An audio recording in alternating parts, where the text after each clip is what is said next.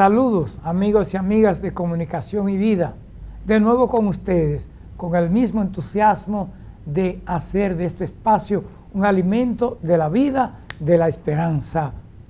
Monseñor Freddy Bertón, arzobispo metropolitano de Santiago, presidente de la Conferencia del Episcopado Dominicano, y un servidor, Virgilio Apolinar Ramos, estaremos con ustedes. Así que contamos que nos acompañen. Monseñor. Comunicador metropolitano de Santiago ya usted y le más olvidó, allá. Usted Y le olvidó más eso. allá. Oiga, oyéndolo de Despertar del Cristiano, usted recordó una canción a María que usted dijo que era antigua y me gustó tanto. No, ¿Usted sí, se la recuerda? Sí, espérate. ¿Eh? No me cambie los temas. No cambia el tema. Porque comunicador metropolitano de Santiago y más allá. Oye, Sí. entonces, yo te he complicado la cosa ahora en esta introducción. Sí, ¿por qué? Porque al agregarle presidente, arzobispo Víctor, metropolitano tiene los títulos. y presidente Sí. de la Conferencia del Episcopado, lo que me viene a la mente es aquel que se accidentó, que ese cuento me lo hicieron en Roma, Sí, más o menos, sí. porque, y a mí que me gustan los cuentos, se accidentó, entonces se acercaron una gente queriendo ayudarlo, porque todavía queda gente Buena. que cuando hay un accidente van a ayudar, porque otros van a limpiar. Estos fueron a ayudar. Entonces, dijo uno de eso es viejo, pero es que lo goza tanto la gente que me lo han mencionado Sí. y ahora Lo recordamos. se lo debí como que me acordé. Entonces va uno y dice, parece un padre el accidentado. Sí. Entonces le vieron anillo y pectoral, dice, un obispo. Y el hombre estaba ya casi entregando el alma al Creador en la puerta de allá con San Pedro. Y cuando oyó eso, le dieron un permisito, e hizo así, y de que levantó la mitad de un dedito, y dijo, arzobispo. Y ahí mismo, dice, y murió dando testimonio de la verdad. ¿Tú sabes quién me hizo ese cuento? Sí. Monseñor Andrés Napoleón Romero Cárdenas. Obispo de la diócesis de Barahona. En Roma. Estaba en un momentito libre ahí de la visita al límite. Sí. Entonces, pero en Bogotá, un obispo amigo mío me hizo este otro, que es breve. Sí. También del mismo tema. Sí. Que hay un obispo y entonces le dice un sacerdote, se le acerca, entonces usted es obispo, dice, arzobispo, o acaso cree usted que es lo mismo chivo que archivo. Está bien. Entonces los títulos confunde a veces a la gente monseñor, el llamar monseñor. Sí. Que a los obispos se lo llama monseñor y también a algún sacerdote se le llama monseñor. Entonces han preguntado, ¿qué diferencia? ¿Por qué a fulano le dicen monseñor? Entonces, ¿será que obispo también? Y un padrecito le explicaba, no, es un título honorífico. Entonces, eso es como coronel de los bomberos. Uno tiene que oír cosas. La creatividad de la Uno gente. tiene que oír el cosas. ingenio. Porque preguntaban, ¿y por qué Monseñor Agripino no está allá con los obispos? Entonces ahí vienen las explicaciones. En La Vega tenemos a un gran amigo suyo y mío, Ramoncito Abreu, tiene el título de monseñor. Sí. Yo no lo sabía. Sí. Y Monseñor Almonte. No. Almonte nunca, no yo lo creo tiene. que no ha querido. Yo creo que no ha Bueno, querido. Ramoncito tiene título. Sí. Pues yo sí estoy falto de noticias. Usted me dio una noticia nueva en el programa de la semana pasada, Entonces yo le doy una nueva. Algo usted me enseñó la semana pasada. Creo que cuando estábamos hablando del canon 401, algo así. Sí, ahí bueno, fue. Pues, qué memoria la mía. Dios libre, Dios libre. Me recojo y entramos a la palabra.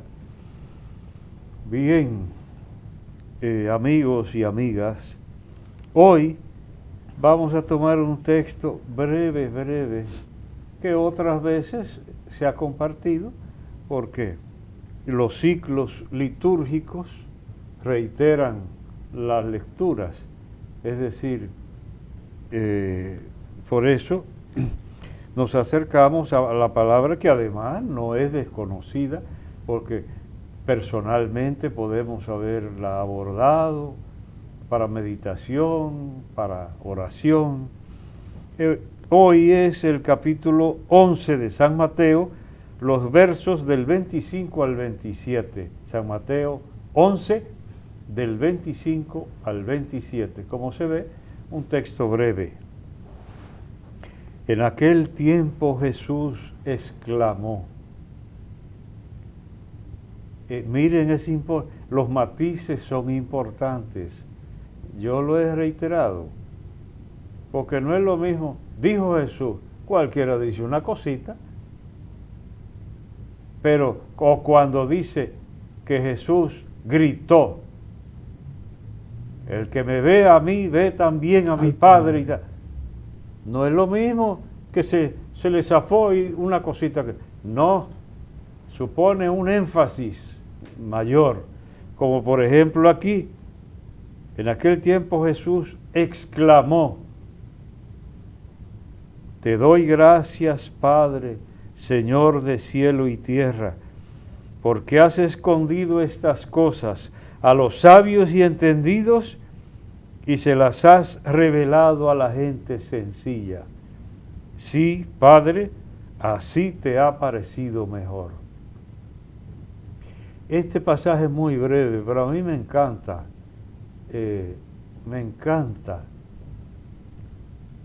Porque dando gracias a Dios, y no de cualquier manera, sino emocionado, da Cristo gracias al Padre, Señor de cielo y tierra, porque escondió algunas cosas a los sabios y grandotes de este mundo y se las reveló a la gente sencilla. ¿Cuál es la lección ahí? Entonces, ¿usted quiere que Dios lo vea? ¿Quiere que Dios lo favorezca?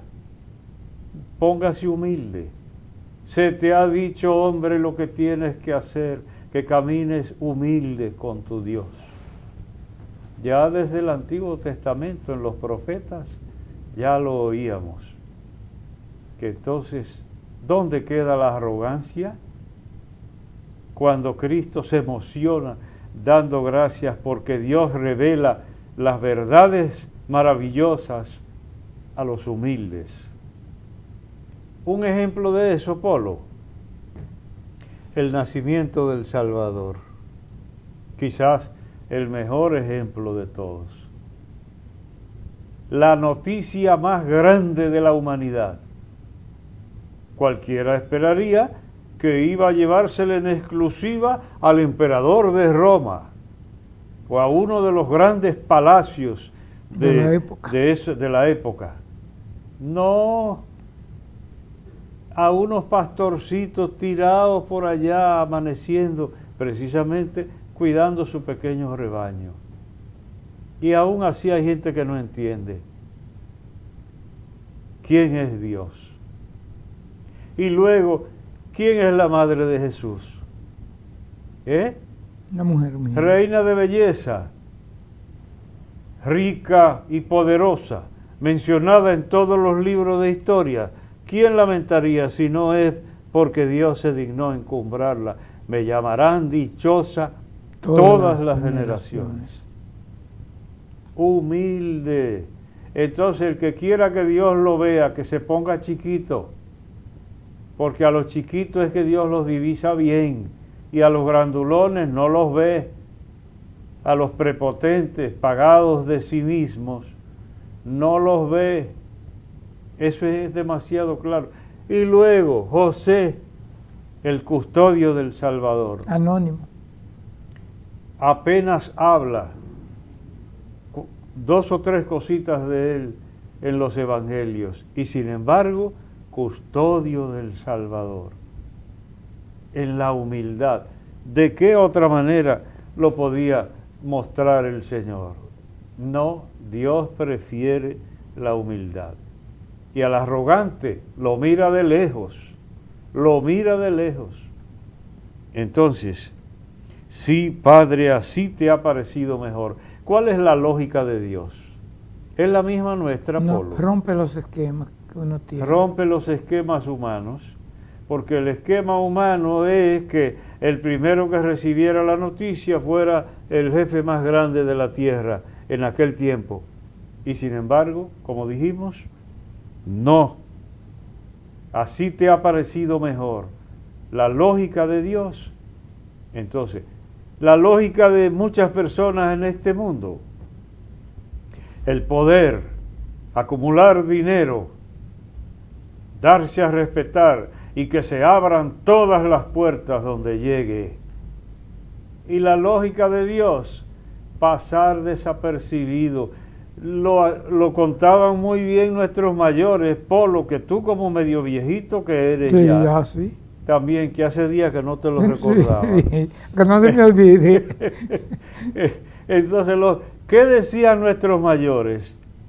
Había que darle la limosna al que se presentaba pidiendo. ¿Por qué?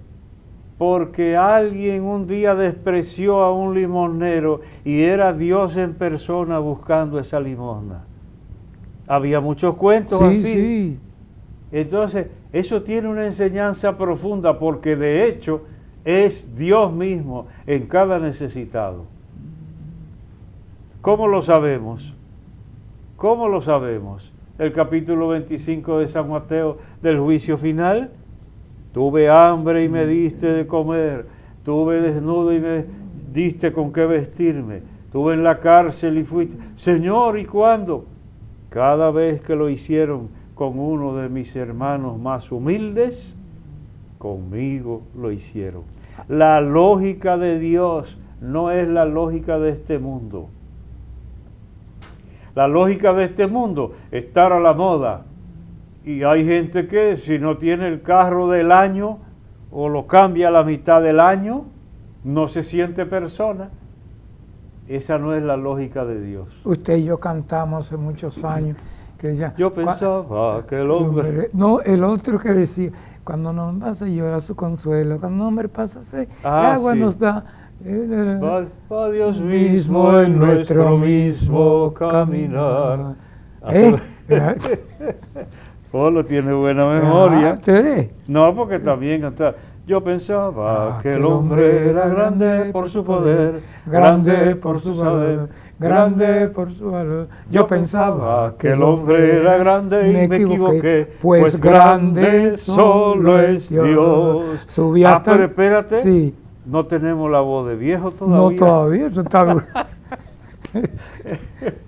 Ay, Dios mío. Sí, sí. Bien, entonces completamos.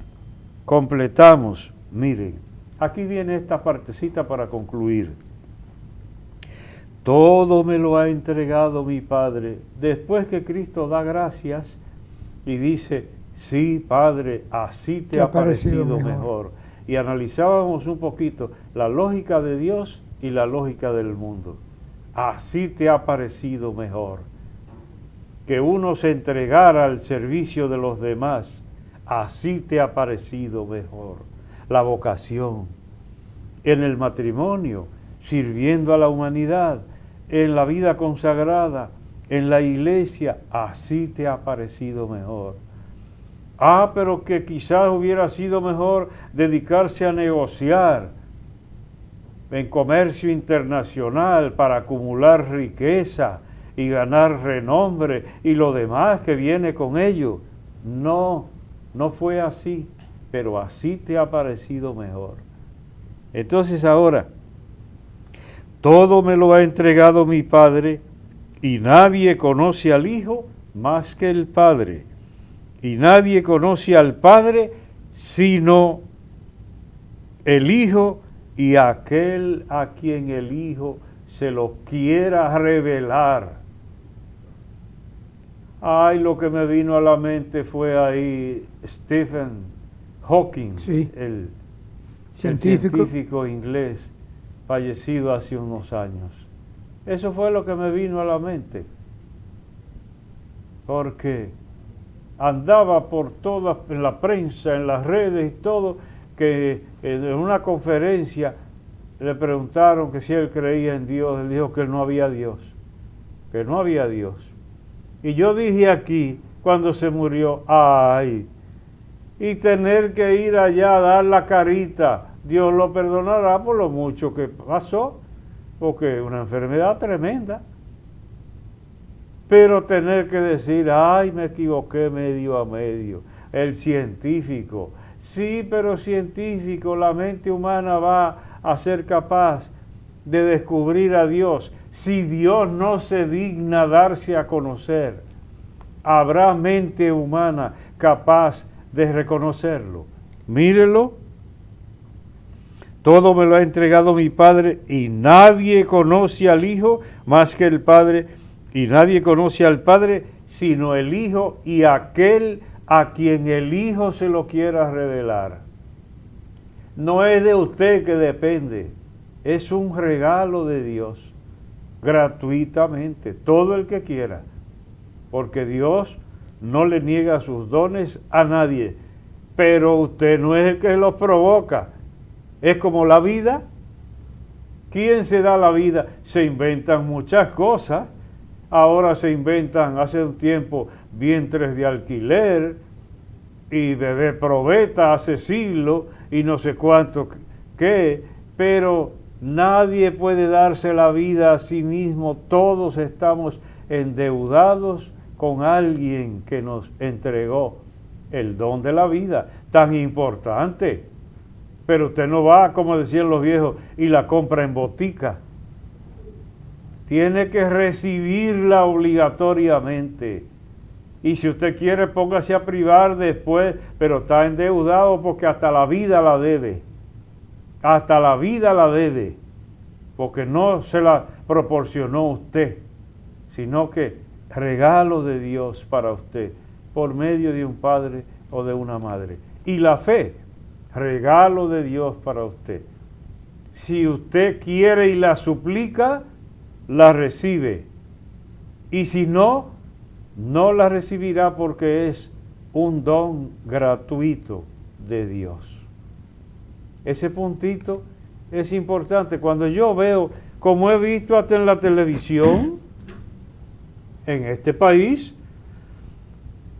gente prepotente, altanera, hablando, hasta burlándose de las cosas de Dios y de la iglesia. Yo lo dije aquí, unos comunicadores de Santiago, a uno de ellos lo respetaba yo bastante, y lo sigo respetando un poquito, porque se mantuvo silencioso mientras otro acababa con padres y con iglesia. Aquí un comunicador de Santiago, que yo hasta en Baní lo veía, y los respetaba, y ahí se fajaron a acabar. ¿Qué le hemos hecho para que nos acaben así?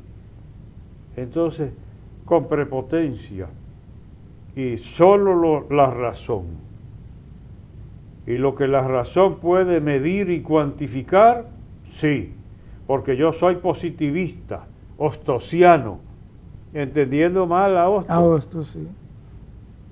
Entonces es un regalo de Dios, y solo el que es humilde recibe el regalo de Dios, no se lo merece ni lo arrebata. Y ahí no hay que usted sea la lumbrera, Einstein. No, señor, es don de Dios. Entonces creo que tiene una aplicación interesante. Y cuando usted hablaba del regalo de Dios, pienso en un amigo que iba hacia Estados Unidos y en el camino el avión tuvo algo problema y eso fue una situación muy difícil, y una persona que iba a su lado iba con miedo pero más tranquila, ella iba orando, y el otro señor que iba a su lado, que conozco, entonces le dije, ay, si yo tuviera la fe tuya que tienes tú en este momento, sí, y nunca me olvido, y entonces he ido aprendiendo también de usted cómo relacionar hechos con la palabra, sí, y sí, ahí sí. me recordé esta situación. Sí. Porque en una situación así, que yo soy multimillonario en dólares y el avión va para abajo, Abajo no hay nada. entonces le van a hacer un colchón de aire los dólares para que usted no se mate. Hay momentos, porque la boca dice todo, pero hay momentos que por eso es que yo digo, que el que diga, a mí no me importa creer o no creer, ni si hay otra vida o no hay, a mí no me importa. Mire, a usted no le importa saber si su vida tiene sentido. Caramba, si uno le busca el sentido a todo, no se lo va a buscar a la propia vida. Y lo otro que usted ha dicho también, de personas así arrogantes ante la trascendencia, al final una enfermedad, y ahí entonces se acude a Dios. Sí. Gracias a Dios también, que en ese momento le sirve. Ajá, pero yo me viene a la mente, no voy a decir el nombre, de un mandatario que acababa con la iglesia y con todo, y finalmente estaba pidiendo oraciones a 3 por centavo, porque se enfermó, pidiendo oración de todo creyente, después que maltrató mucho a los creyentes, y finalmente se murió. A la hora de la verdad, Polo. Bien, pues entonces Concluimos con la palabra. Entramos entonces. Yo quería irme a la pausa, pero vámonos a la pausa, si a usted le parece. Bien, sí, tú mandas, vámonos Polo. a la pausa Tú y mandas. regresamos de nuevo con más contenido de comunicación y vida.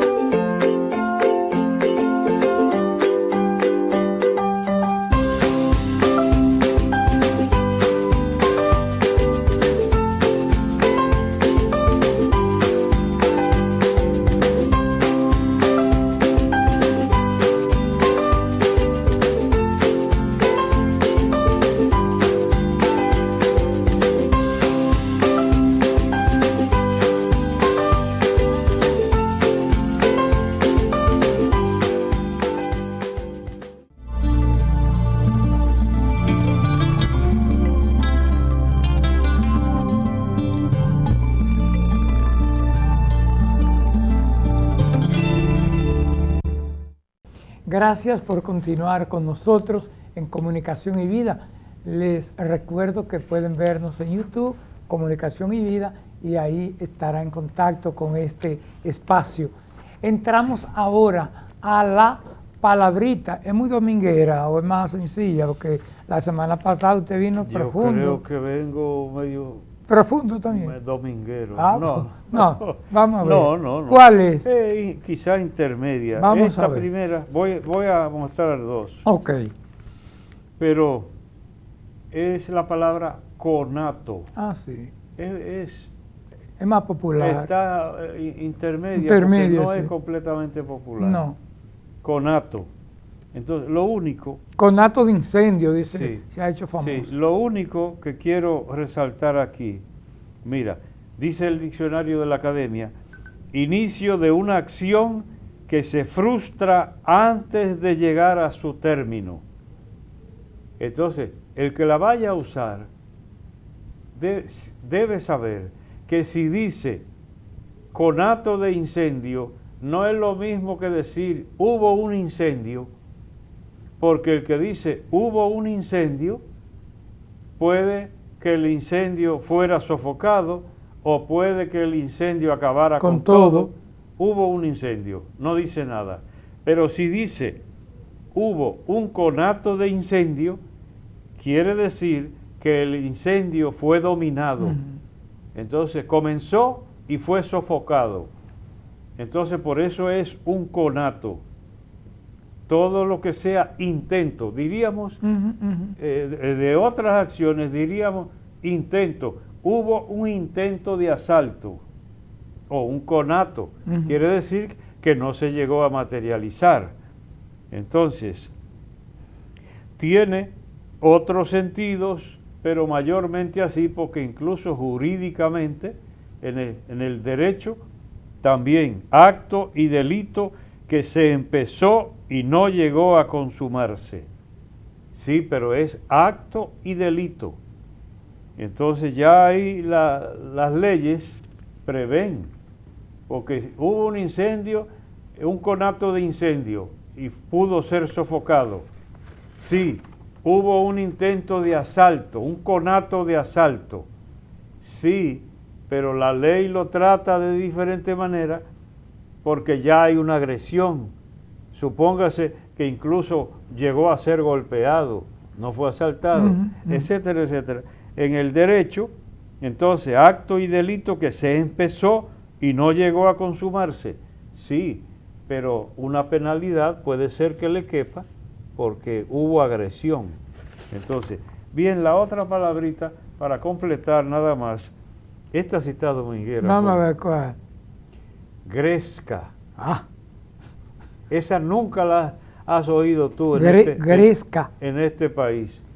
Una gresca. Y sin embargo es muy española, que puede significar dos cosas: bulla y algazara, algazara con Z. Algazara es bulla de alegría, pero también riña y pendencia. Eso es lo que significa. Y si un español te dice que se armó una gresca, no es que va a colar café. Es porque entonces sería greca, que con esa palabrita termino. Greca. Greca. Se refiere a dos cosas: a un motivo ornamental, como se usa, por ejemplo, en las losetas de la cocina, y de repente hay una loseta que se repite el mismo adorno. Sí, sí. El mismo adorno. Eso es una greca. Ese tipo de adorno. Y mucho más la que va así, en líneas, y vuelve en líneas. Eso es una greca. Pero también entre nosotros, como lo dice muy bien el diccionario de la Academia, Colombia, Costa Rica, Ecuador, México, Puerto Rico, República Dominicana y Venezuela, aparato para preparar la infusión del café. Aquí diríamos para colar café. Entonces, en todos esos países, greca no es el motivo ornamental, sino el aparatito que sustituyó al colador aquí. Sí, por ahí encontré yo en YouTube que la llaman cafetera italiana a la greca. Puede ser que originalmente saliera de Italia. En YouTube hay incluso programitas para aprender a usar la greca o la cafetera italiana. Y yo, por curiosidad, digo, pero ¿y me van a enseñar a mí a colar café ahora? Pues mira, aprendí. Por lo que yo digo, yo aprendo hasta de un niño, y como la vieja aquella. Muriendo y aprendiendo. Muriendo y aprendiendo. Porque ahí explican, dice, las medidas, eso por supuesto, de agua, no pasarse del aparatito que tiene para el caso de que explote, como una válvula de escape. Válvula de escape, hasta ahí. Y luego no sobrepasar y forzar el polvo, el café en polvo. Pero lo que yo no sabía era que no sabe igual el café que se hierve con poco fuego o con mucho fuego. Yo, Wisenia. Dice que si se le pone mucho fuego, el café sale más simple. Y si es a fuego lento, eso no lo sabía yo. Yo le daba toda la candela para que estuviera pronto. Greca, señores. Bueno, bien. Concluimos con la palabrita y en otro programa vamos a recordar agotar y agostar, que mucha gente cuando usted lo explicó lo recuerda. Sí, a pesar de que aquí en el país yo no he oído a nadie que diga agostar. Leí tu cita fina. Eso es puro español. Puro español. De agosto, el agosto del verano. Caliente, fuerte. El verano quemante de allá. Entonces una planta agostada para nosotros sería marchita. Ok. Mustia. Ese fina también. Hay una canción de ¿quién es? De José José. De José José. ¿Cómo no? Estamos en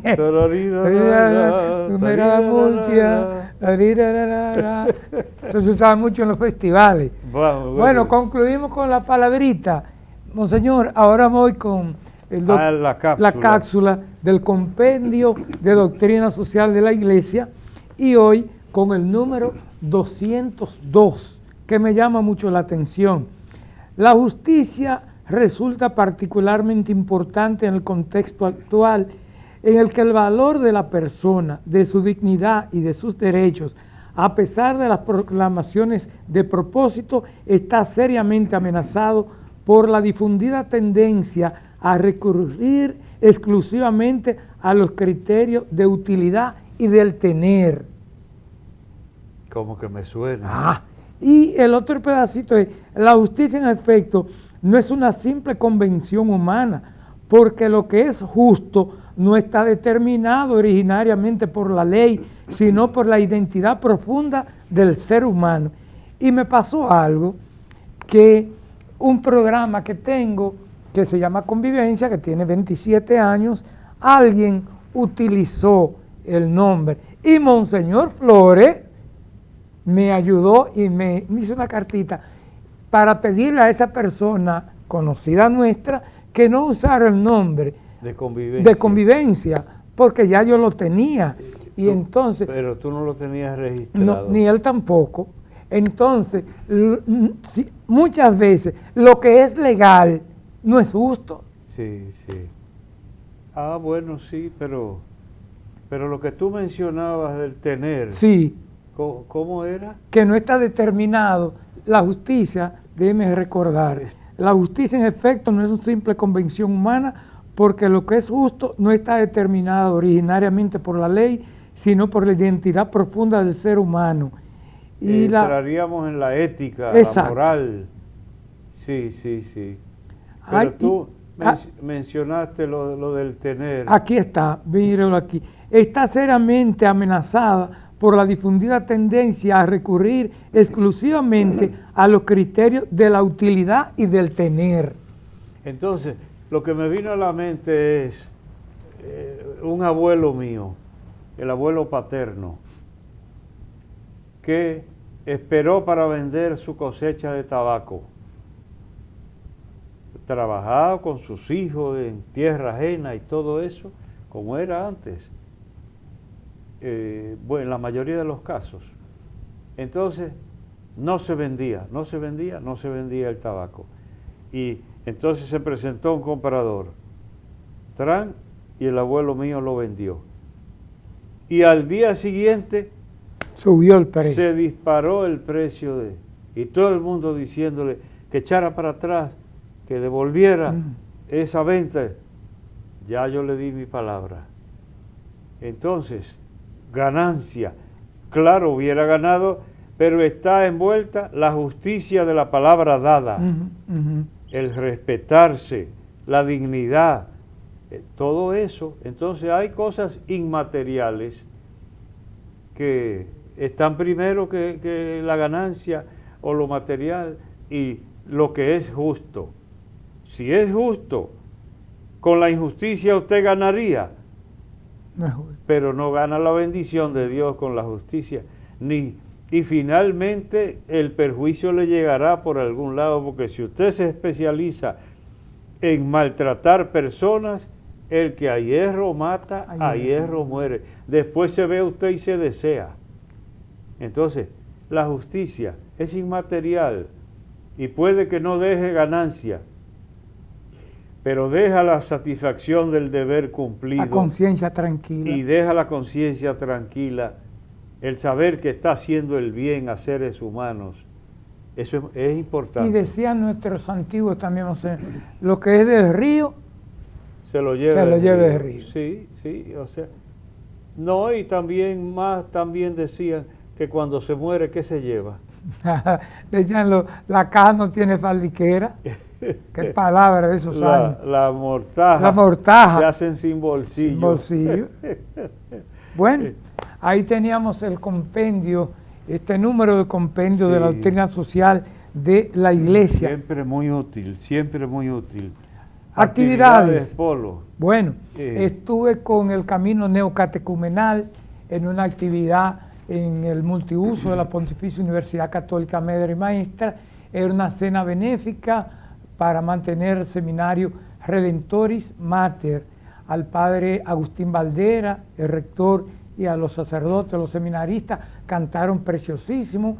También cantó el Negrito de Villa, Sergio Vargas, muy bonito el concierto. Ajá. Y fue precioso aquello. Consiguieron a Sergio Vargas, que en su forma de hablar hablaba de su apoyo al seminario Redentoris Mater. Muy bien, muy bien.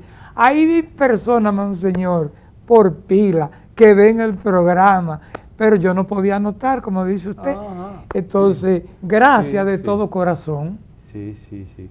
Pues en cuanto... Ay, Pérez, ahí tuve la oportunidad de durar un buen rato con el rector de la Madre y Maestra, el padre Cecilio Espinal, que duró un buen rato ahí apoyando al padre Agustín y al seminario Redentoris. Por él fue que yo supe de esa actividad, porque al día siguiente estuve yo en la Madre y Maestra, sí, y él estaba ahí, celebramos la Eucaristía y también con un pequeño grupo para confirmaciones, el padre Diego López Luján, que es el que lleva prácticamente la parroquia, aunque el párroco es el rector, el padre Cecilio Espinal. Pues ahí pueden ver ustedes, digo, un pequeño grupo, en un lugar de mucho recogimiento. No se oía más que los pajaritos.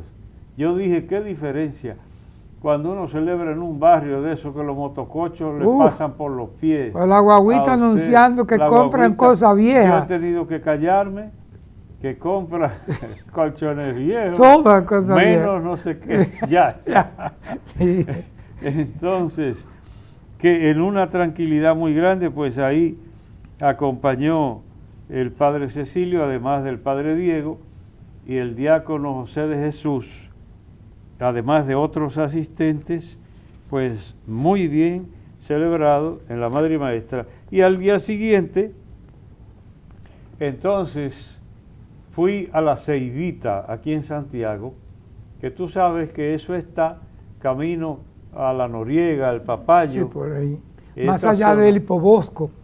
Después del Instituto Politécnico Don Bosco, poquito más allá, está la cuasi parroquia de la Altagracia. Entonces ese sí era un gran grupo de confirmación. El problema ahí es el espacio, el parqueo, la calle. El padre tuvo que celebrar a las 6 para despejar un poco, porque, y aún así... Es una de las comunidades que más ha crecido. Para salir de...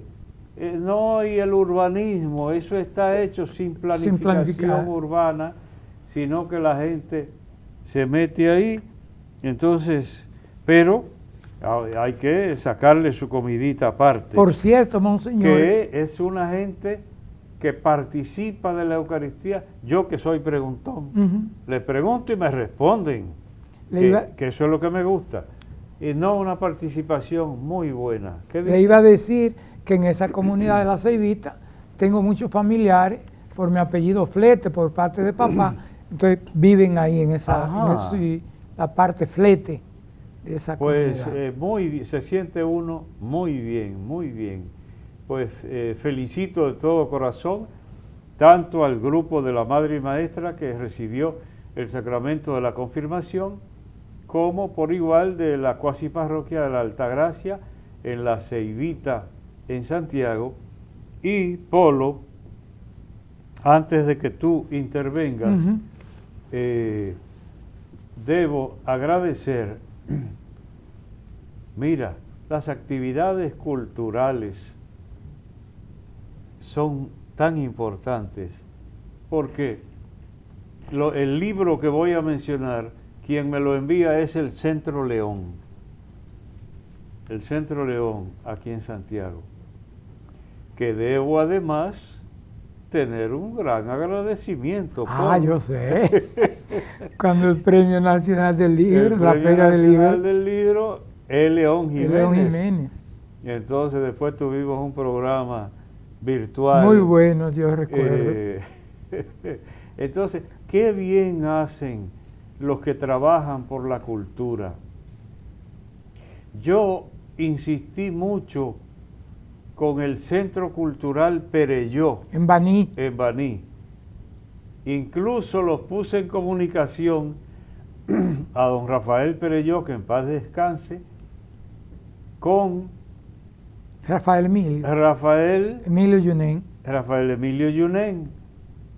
Entonces, y está caminando perfectamente aquello en Baní. Qué bueno, Entonces yo le dije, como estos tenían una experiencia tan amplia, qué bien hacen esos centros culturales. Te cuento, Polo, que allá en el Centro Cultural Perelló, en Baní, puse en circulación mis memorias. Llevé a Monseñor Fausto Mejía de castigo y dos presentadores. Uno por parte de Baní, José Miguel Germán, que en paz descanse, tiene meses que falleció, un gestor cultural de primer orden, y José Miguel Germán, y entonces Fausto Mejía, en el centro, con una cantidad de gente que estaban sorprendidos los encargados del centro. Una cantidad de gente tremenda, una ceremonia sumamente bonita. Entonces de allá, el Centro León, me enviaron tremendo libro. Yo siempre traigo los libros aquí, pero con este no podía, porque un viejo no puede con este libro. Un librote grande, Ser Oscar de la Renta, que primero tuvieron una exposición y luego la recogieron, supongo yo, en un libro muy bien hecho, esmeradísima la edición, full color, grandote, tan grande que no lo pude traer. Pues ustedes ven en pantalla por lo menos la presentación del libro en fotos realizadas en mi propia casa. Pues, pero qué decir, Polo, yo creo que nunca me encontré personalmente, porque a veces sucede que nosotros, que andamos tanto en el medio, nos encontramos con muchas de esas personalidades, a lo mejor una vez, pero con él, porque también uno se confunde si lo vio en televisión o si lo leyó o si. Entonces no creo, con algún familiar de él sí, pero con el mismo Oscar de la Renta yo no recuerdo haberme encontrado. Pero siempre levantaba tan en alto la dominicanidad. Fue un embajador. Eso es lo que más me llama la atención. Por ejemplo, ahí hay en ese libro una cita de él que dice: yo soy el más americano de los americanos. Parece que quizá le preguntarían, como americanos llaman a los de Estados Unidos, entonces él dice: el más americano, el más dominicano, el más americano soy yo, porque nací donde comenzó América, en un paraíso de tal y tal y tal que se llama República Dominicana. Ahí recoge esa frase de Oscar de la Renta, aparte de recoger ese libro cantidad de creaciones de los modelos, los trajes que él creó para mujeres del mundo entero, incluyendo primeras damas de Estados Unidos, artistas famosísimas. La mujer, dice él, era su inspiración para crear colores que uno dice, caramba, cómo se sorprende de lo mucho que se puede crear, combinaciones de colores que a uno no se le ocurriría, y el artista. Entonces eso me simpatiza, y que nunca olvidó el país. Nunca. Incluso tenía residencia en el este, que yo llegué a pasar por el frente, me dijeron, esa es la casa de Oscar de la Renta, creo que cerquita de la de Julio Iglesias. Y una cosa, monseñor, ahora es fácil que el país se conozca por los peloteros, por otras, pero cuando comenzó todo esto era un punto de referencia. Oscar de la Renta, República Dominicana. Sí. Pues mire, Polo, ¿tú tienes? Tengo dos cosas. Una es la actividad de los focolares que trajeron aquí a Santiago desde Colombia el grupo Constelación, un grupo religioso, precioso. Su concierto en la Madre Maestra, tuve la oportunidad de compartir con ellos en el Centro Belarmino.